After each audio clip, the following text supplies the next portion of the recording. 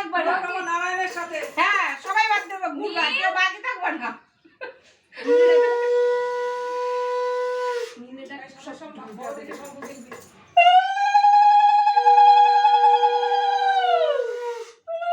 চলো আজকে আমাদেরও গৃহপ্রবেশ নারায়ণের সাথে সাথে।